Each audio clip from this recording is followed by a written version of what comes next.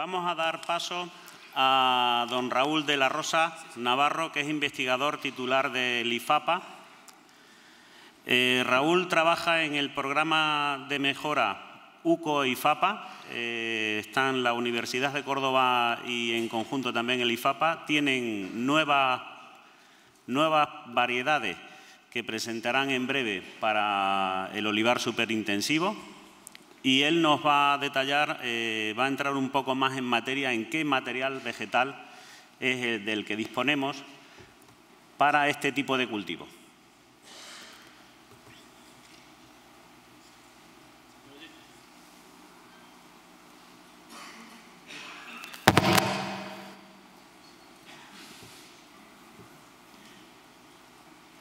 Deciros que ¿sí? Vamos a tener Vamos a tener unos minutos al final de todas las ponencias de forma que ustedes puedan hacer preguntas. No vamos a ir parando entre ponencia y ponencia porque no tenemos tiempo. Se nos ha cortado un poquito al principio y vamos a dedicar ese tiempo al final, cuando desee. Gracias. Buenos días a todos. Como ya han dicho, yo voy a centrar mi charla sobre todo en variedades y en la interacción entre variedades y ambiente, ¿vale?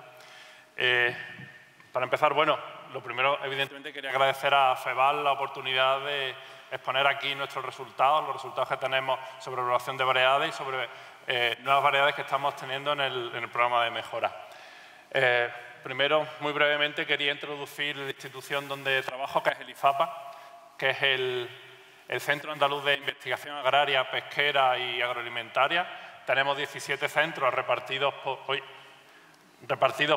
toda Andalucía, donde tenemos fincas experimentales, instalaciones agroindustriales y acuícolas y laboratorios y residencias para dar cursos. En el IFAPA damos bastantes cursos de formación en todos los aspectos de la agricultura, de la pesca y la ganadería. Y hay 3 centros fundamentales, el de Córdoba, capital, Cabra y en Mengíbar, en Jaén, que están dedicados a olivar.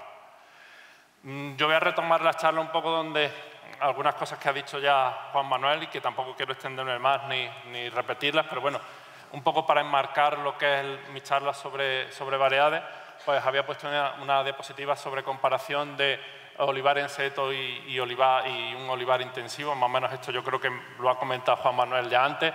Simplemente pues quería resaltar un par de aspectos. El primero, al principio, cuando apareció el olivar en seto, se dijo que era mucho más productivo que el olivar en vaso. Luego realmente se ha visto que las producciones pueden ser más o menos igual. Un olivar intensivo de picual a un marco estrecho puede tener una producción muy similar a un olivar en seto. Sin embargo, el olivar en seto sí que ha destacado en los últimos años, se ha visto que tiene producciones más homogéneas. Y eso es porque las variedades que actualmente se cultivan, que ya ha mencionado Juan Manuel, arbequina, rosana, coroneite, chiquitita, tienden a tener una producción más estable. Las variedades en vaso, muchas de ellas, tienden más a ser más beceras y a tener una producción más inestable. Y después otra pregunta que la dejo luego para el foro posterior, y es, en el periodo que estamos actualmente de sequía, ¿qué sistema de cultivo se comportaría mejor? Es decir, tanto un olivar intensivo, como he dicho, por ejemplo, de picual en riego, es muy productivo, un olivar en seto también lo es, pero ante una situación como la que estamos viendo ahora de falta de agua, ¿cuál de los dos tipos de sistema de cultivo se va a comportar mejor? Es algo que se puede discutir posteriormente. Luego también, para enmarcar la charla, me gustaría insistir en algunos aspectos que ya se han comentado y que rodean el olivar en seto. Por un lado, tenemos algunos aspectos que son propios del medio ambiente, del sitio donde vamos a cultivar los olivos, que son el suelo, precipitación, temperatura, radiación, enfermedades. Son aspectos que no podemos controlar, que son típicos de la zona donde vamos a cultivar y que están ahí. Luego hay otra serie de aspectos que nosotros decidimos durante la plantación y que luego no podemos cambiar, evidentemente, como son las variedades, en las que voy a centrar mi charla, densidades y orientaciones, de las que también ha hablado Juan Manuel. Y después hay una serie de aspectos que sí podemos cambiar quizás un poco año tras año, que son aspectos más de manejo, como poda, fertirrigación, tratamientos fitosanitarios y recolección. Lo que quería resaltar con esta diapositiva es la gran interrelación que hay entre todos estos aspectos. Y voy a poner varios ejemplos. Por ejemplo, arbosana. Arbosana es una variedad ahora muy popular en olivar en seto. Nosotros hemos tenido experiencias, por ejemplo, en Morón, en la provincia de Sevilla, donde arbosana ha dado producciones espectaculares desde incluso el segundo, el tercer año de plantación. Y entonces en las zonas climáticas, pues, por ejemplo, del sur de la provincia de Sevilla, pues puede ser muy interesante. Sin embargo, también tenemos ensayos de arbosana en Huelva, en zonas muy húmedas, donde ha habido un ataque de roña de tuberculosis muy grande, ¿no? Es decir, entonces, las variedades, según las zonas climáticas donde las plantemos, van a tener un comportamiento u otro. También Juan Manuel ha hablado de la poda mecánica, que es algo muy interesante. Bueno, pues él ha hecho experiencias en arbequina. Nosotros estamos interesados y en el futuro nos gustaría hacer alguna experiencia con chiquitita. Chiquitita es una variedad con un porte mucho mayorón y que posiblemente responda mucho mejor a la poda mecánica, ¿vale? En definitiva, que la variedad que elijamos va a depender mucho del medio ambiente y que según cómo manejemos la variedad y en el ambiente donde esté, pues vamos a tener una respuesta u otra. Por ejemplo, también Coroneiki se ha dicho que es susceptible al frío y así lo consideramos todos. Sin embargo, una compañera de la Universidad Politécnica de Madrid, María Gómez del Campo, a mí me ha hablado de una plantación de Coroneiki que hay en Toledo, en una zona muy fría, donde el agricultor ha sabido manejar la variedad con riego y cortando el abono nitrogenado pronto, y en un sitio con unas temperaturas muy bajas, una plantación de Coroneiki va perfectamente, con lo cual un poco el manejo también nos puede condicionar o puede hacer que variedades que en principio no estén adaptadas a un ambiente lo puedan estar al final. Tampoco, esto también intentaba un poco enmarcar las condiciones de una plantación en seto. Quizás lo único que voy a resaltar es el hecho de la distancia entre árboles, que ahora está muy en duda si 1,5 o 2 metros entre árboles. Hay un estudio también de la misma investigadora que he citado antes, María Gómez del Campo, que indica que la distancia entre árboles influye sobre todo en la producción en los primeros años, pero una vez que la plantación en seto se hace adulta, a los 4 o 5 años, la distancia entre árboles inicial que hubiera no va a influir en la producción cuando, digamos, el cultivo ya está establecido. Y bueno, aquí os presento el programa de mejora en el que trabajamos, en colaboración, como ya se ha dicho, con la Universidad de Córdoba, y simplemente os quería decir que esto de obtener nuevas variedades de olivo es una cosa que tarda muchísimo tiempo. Nosotros normalmente empezamos cruzando variedades, por ejemplo, para olivar en seto, un cruzamiento muy típico que hacemos entre arbosana y chiquitita. Cogemos polen de una variedad, lo polinizamos las flores de otro y obtenemos plantas de semilla, ¿vale? Todos los años solemos tener unas 2000 plantas de semilla, cada una que puede ser una futura variedad. Y el trabajo, que realmente dura mucho tiempo, en total casi unos 20 años, es identificar cuál de esa posible nueva variedad, esa planta de semilla, puede ser interesante para su cultivo. Estas plantas de semillas pasan por una serie de fases de selección y la que quería aquí resaltar es la última de ellas. Una vez que tenemos selecciones avanzadas del programa de mejora, selecciones que ya parecen prometedoras, un aspecto que nos parece muy interesante es comprobar la estabilidad de esas variedades. Es decir, nosotros tenemos una variedad que puede ser nueva, puede ser interesante, la tenemos plantada en un ambiente, pero ahora tenemos que llevarla a ambientes muy distintos para ver si las características de esa variedad de porte bajo, de alto oleico en el aceite o cualquier otra, realmente se mantienen en ambientes diversos. Y solo cuando vemos que una nueva variedad mantiene sus características en ambientes diversos es cuando realmente puede ser susceptible de registro y puede ser una variedad interesante. Para ello, en el IFAPA tenemos un montón de fincas colaboradoras y también de fincas propias. Aquí en verde tenemos 3 fincas propias, como he dicho, que están dedicadas al cultivo, y después otras fincas privadas dedicadas, algunas especialmente al tema de verticilio y otras a otros temas, olivar en vaso, olivar en seto, pero donde comprobamos esto que he dicho antes, la estabilidad del comportamiento de las nuevas variedades o de variedades que pueden ser interesantes, no solo de mejora genética, y que nos pueden permitir realmente dar resultados consistentes. De hecho, en las próximas diapositivas lo que voy a presentar es datos sobre agronómicos de rendimiento, calidad de aceite, etcétera, y su interacción con distintos ambientes dentro de Andalucía, que es nuestro ámbito de trabajo. Aquí está la lista de variedades más común que se maneja hoy día para olivar en seto. Ya se han mencionado muchas de ellas: arbequina, arbosana, Coroneiki, chiquitita, que es la variedad, como se ha dicho, obtenida fruto de la colaboración entre la Universidad de Córdoba y el IFAPA, donde yo trabajo. También hay otras variedades que están o van a salir próximamente al mercado fruto de programas de mejora privados. Y después hay un par de selecciones del programa de mejora UCO-IFAPA que queremos registrar próximamente. Y también hay un par de variedades que ya se han descartado, pero que en algún momento dado han sonado respecto al olivar en seto. Y aquí empiezo a mostraros algunos datos sobre evaluaciones que hemos hecho sobre las variedades más importantes para olivar en seto en distintos ambientes. Y ya vamos viendo que el comportamiento de una determinada variedad en ambientes más o menos distintos puede ser radicalmente diferente. Aquí tenemos 5 ambientes, algunos de ellos típicos de olivar, como puede ser Antequera, Baena o Úbeda, y después otros ambientes siempre dentro de Andalucía hacia donde se va expandiendo el cultivo, como puede ser, perdón, esto es el municipio de Gibraleón en Huelva y en Taberna en la provincia de Almería. Son ambientes muy distintos, pero donde también se está expandiendo el cultivo.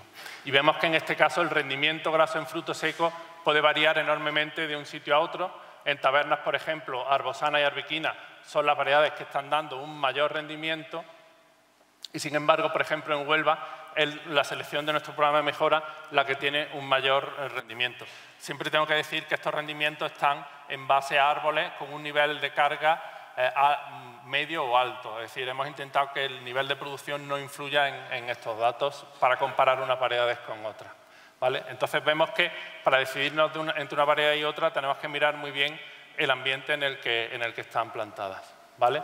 Otro aspecto que me gustaría resaltar para determinar, para comparar variedades entre sí o para decidir incluso el momento óptimo de recolección, mucha gente usa el contenido en aceite. Pero siempre es bueno usar el contenido de aceite en seco y no en fresco. ¿Por qué? Porque si usamos el contenido de aceite en fresco, estamos considerando el grado de humedad del fruto. El grado de humedad puede depender de que llueva, de que no llueva y puede ser muy variable, ¿vale? Aquí les pongo un ejemplo de 2 muestras que hemos tenido. En este caso no son de olivar en seto, son de Picual, del norte de la provincia de Córdoba. Como saben, en los últimos meses hemos tenido una sequía muy grave, entonces hemos tenido una humedad en fruto a veces muy baja en algunas muestras, ¿no? Entonces, vemos que el rendimiento en fruto fresco de ambas muestras es un rendimiento 13-12 muy parecido y un poco bajo, pero relativamente aceptable, pero si consideramos el rendimiento en fruto seco, vemos que las diferencias son dramáticas. Es decir, en la muestra 1, con un 15% en fruto seco, esta aceituna casi no tiene aceite, ¿vale? Pero eso, si hubiéramos visto solo el rendimiento en fruto fresco, no somos capaces de identificarlo. ¿Por qué ocurre esto? Porque la humedad del fruto era muy baja, ¿vale? Entonces, nosotros siempre recomendamos que para determinar momento, ver la pauta de acumulación de aceite, determinar momento de recolección, hay que irse siempre a fruto seco. Como he dicho antes, un aspecto muy importante para determinar el momento de recolección es la pauta de acumulación de aceite. Nosotros hemos hecho varios estudios en distintos ambientes de cómo el aceite en fruto seco va evolucionando según los días del año, ¿vale? El día 330 del año más o menos corresponde con primeros de diciembre, porque se haga un poco de una referencia, ¿no? Y entonces aquí vamos viendo el día en el que se cumple el máximo, evidentemente, de acumulación de aceite, que nos puede servir como orientación para determinar cuándo está todo el aceite acumulado y puede ser una referencia interesante para la recolección, y también, evidentemente, el rendimiento máximo que estamos obteniendo, ¿vale? Aquí nuevamente vemos cómo entre distintas variedades la pauta de acumulación de aceite puede cambiar mucho, incluso no solo el rendimiento final, sino el momento en el que este rendimiento final ocurre. Por ejemplo, aquí en Picual, en este ensayo en concreto, ocurrió muy tarde y, sin embargo, la acumulación de aceite en Arbequina ocurrió muchísimo antes, ¿vale? También otra finca que hemos analizado este año, donde no hemos todavía hecho esta curva de regresión, pero en este caso podemos ver que en este ambiente determinado, donde teníamos Arbequina en seto, Coroneiki en seto y Hojiblanca en vaso, casi las 3 variedades, el 6 de noviembre tenían todo el aceite acumulado. Es posible que este año, el 6 de noviembre, bajara la temperatura muy significativamente, y nosotros creemos que las condiciones ambientales, cuando la temperatura baja de un umbral determinado, que todavía tenemos que evaluar, podemos considerar que casi todo el aceite está acumulado y es el momento para la recolección, ¿vale? También esta pauta de acumulación de aceite puede variar mucho entre ambientes, Aquí tenemos que en nuestro ensayo en Córdoba el aceite se ha acumulado antes que en otras localidades. Sin embargo, en Antequera la pauta de acumulación de aceite se ha retrasado considerablemente. Aquí vemos, bueno, nuevamente esto es lo mismo, cómo en distintos ambientes el momento donde se termina de acumular el aceite puede variar significativamente. Así vemos que Koroneiki, en el caso de Antequera, no ha terminado de acumular aceite hasta casi mediados de diciembre y, sin embargo, en la provincia de Huelva pues lo ha acumulado pues casi 20 días antes, ¿no? Es decir, que las variaciones entre variedades y entre ambientes son muy importantes. Pero no solo en la pauta de acumulación de aceite, también en calidad hay diferencias grandes, no solo entre variedades, sino entre ambientes. Así tenemos variedades, y yo creo que esto es muy importante a tener en cuenta en olivar en seto, la variedad arbequina. Uno de los pocos problemas que tiene casi es que es muy sensible a las condiciones ambientales. Cuando la llevamos a un ambiente donde las temperaturas durante la acumulación de aceite son muy altas, el contenido en ácido oleico baja dramáticamente respecto a otro ambiente donde las temperaturas no son tan altas, ¿vale? Sin embargo, hay otras variedades como Koroneiki o como esta selección del programa de mejora que son más estables y el contenido en ácido oleico no varía tanto entre ambientes. Esto es un poco lo que yo intentaba comentar antes de la estabilidad de una variedad cuando la llevamos a ambientes distintos. Yo sí realmente ya puedo decir que la variedad 268, UCI, o en la selección esta del programa de mejora, en ácido oleico sí que tiene una cierta estabilidad entre ambientes para este parámetro, cosa que arbequina, por ejemplo, no tiene. Incluso, como curiosidad, arbequina se ha plantado también mucho en Argentina, donde la temperatura durante el proceso de síntesis de aceite es muy alta y el contenido en oleico ha bajado tanto que se ha salido de los parámetros del COI para considerarlo realmente aceite de oliva virgen extra. La pauta de acumulación de oleico durante la maduración también la hemos ido siguiendo algún año. Aquí hemos visto que no hay una pauta determinada, no es como la acumulación de aceite, que sí va subiendo hasta alcanzar un máximo. El porcentaje de ácido oleico en aceite desde septiembre hasta noviembre, pues realmente depende mucho de la variedad. En arbequina, en este caso, ha descendido, en otras variedades parece que sube un poquito, pero yo creo que fundamentalmente depende, como he dicho antes, de las temperaturas ambientales más que de la variedad y no podemos determinar si va a subir o va a bajar.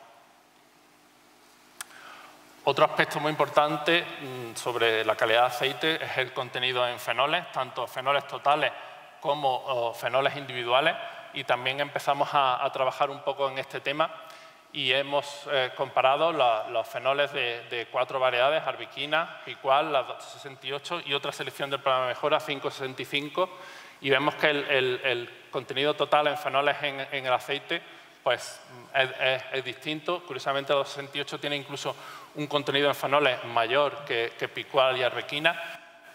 Tradicionalmente siempre se ha creído que picual tiene un contenido en fenoles más alto que arbequina, pero aquí vemos, y hay estudios previos que también lo corroboran, que el contenido en fenoles de estas dos variedades en determinados ambientes puede ser muy similar. Otra cosa importante es que, dependiendo de la variedad, hay variedades que tienen un nivel más alto de unos fenoles y hay otras variedades que tienen un nivel más alto de otros. Es decir, que la variedad en fenoles, y no solo en fenoles, sino en compuestos aromáticos y en muchos otros aspectos del aceite, varía mucho según las variedades. Y esta variación es mucho mayor que entre ambientes. Entre ambientes, el contenido de fenoles sube y baja un poco, pero es como más homogéneo. Es decir, en definitiva, lo que quiero decir es que si nosotros en una finca relativamente grande no tenemos una variedad, tenemos 3, 4 variedades, tenemos mucha más posibilidad de obtener aceites muy diversos con mayor número de matices que si solo cultivamos una variedad, aunque incluso esa variedad estén en distintos ambientes. Es decir, que al tener plantaciones multivarietales nos va a permitir el jugar con distintos aceites y el conseguir aceites más peculiares y más distintivos. Bueno, también tenemos algún ensayo sobre estabilidad, donde vemos que la selección del programa de mejora 268 pues mantiene una estabilidad muy alta, aunque esta estabilidad también va a variar según el ambiente en el que la midamos.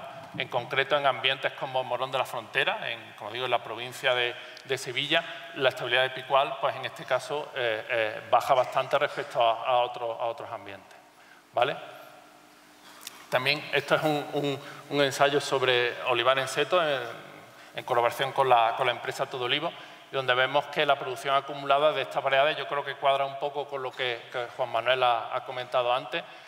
Es verdad que Chiquitita mantiene una producción similar a Arbequina y Arbosana, sin embargo, pues el primer año sí que le cuesta un poco más la entrada en producción.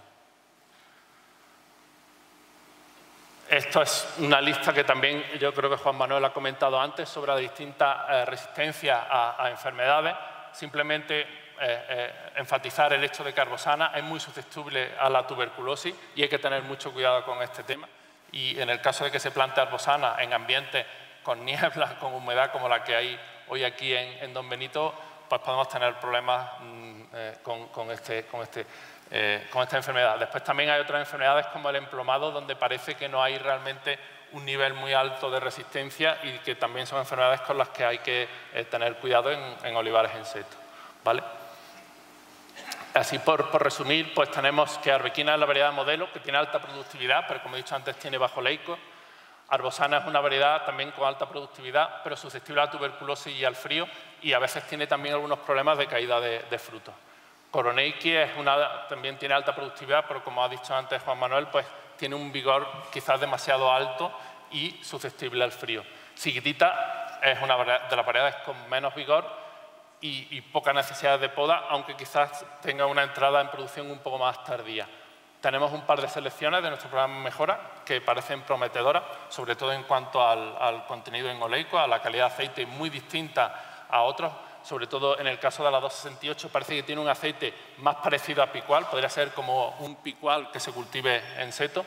Y después hay otras variedades, algunas de ellas ya se han mencionado algunos datos, y hay otras pues, que se han retirado creo ya del mercado, la FS17 y Tosca, quizás por falta de experimentación previa antes de realmente implantar el cultivo. Yo creo que es muy importante cuando salga una variedad o cuando aparezca una variedad de otros países, que realmente hay que ensayarla bien en las condiciones de cultivo que tenemos nosotros o parecidas a las que vamos a tener, para realmente evitarnos sorpresas o evitarnos enfermedades o incidencias que pudiera tener esa variedad y que nos podía causar problemas.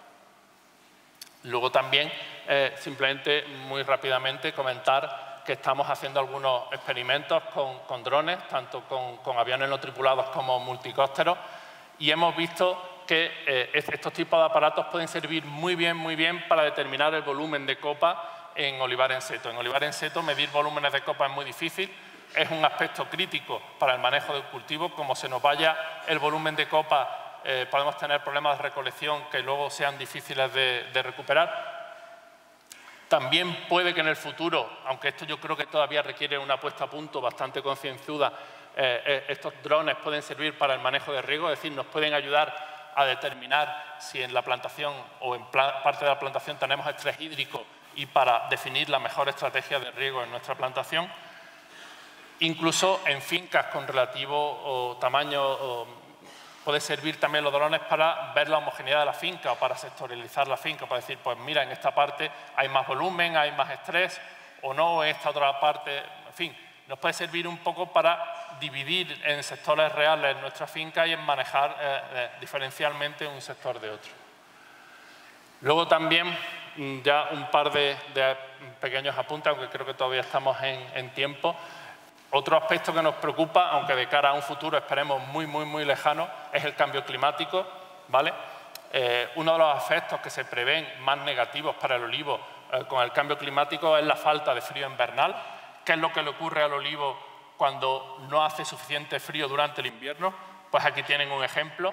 Esta es una fotografía tomada en un olivo de picual en Tenerife, ¿vale? Donde en invierno no hace el frío suficiente en algunos casos, para que el olivo crezca normalmente, y lo que le ocurre es una falta de sincronía en la brotación de las yemas reproductivas, es decir, en la brotación de las flores. Tenemos 2 o 3 floraciones, podríamos decir, ¿vale? Esto es absolutamente negativo para el olivar, porque evidentemente cuando ya tenemos frutos cuajados, las nuevas flores no van a competir con esos frutos y van a caer y vamos a tener un descenso en la producción, ¿vale?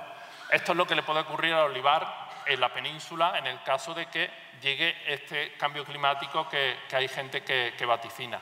Y ya estamos trabajando en estrategias que puedan suplir a esta falta de frío invernal. En otros países, como en México o en Perú, donde esto sucede, están proponiendo la imposición de estrés hídrico, siempre que evidentemente se pueda, como medio de suplir este frío invernal. Nosotros vamos a probar esta estrategia, vamos a probar también diversas variedades en el caso futuro de que esto pudiera ocurrir.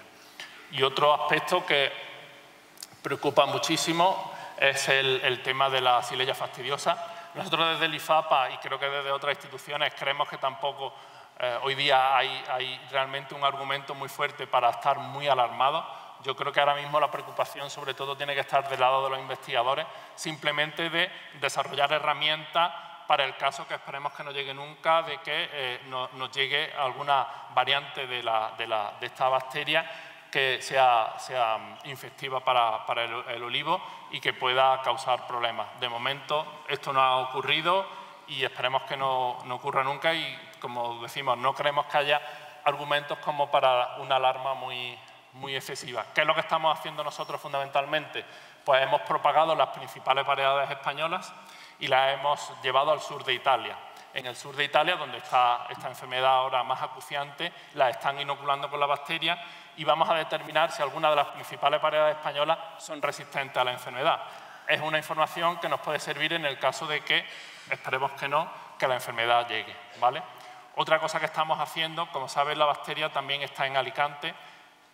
La variante de la bacteria que hay en Alicante es distinta de la que hay en Italia y lo que estamos haciendo, esta variante que hay en Alicante solo afecta en principio al almendro, no afecta al olivar. De todas maneras, vamos a llevar también plantas de olivo a Alicante para ver si se pueden inocular con la variante que ha llegado a Alicante y ver si tiene algún tipo de infección, de infectividad sobre el olivo o no, ¿vale? De todas maneras, son pruebas o ensayos que vamos a hacer totalmente preventivos y evidentemente no creemos que de momento esto pueda ser un problema y por supuesto algunos agricultores han venido preguntando si ven de plantar una variedad que sea resistente a la xylella.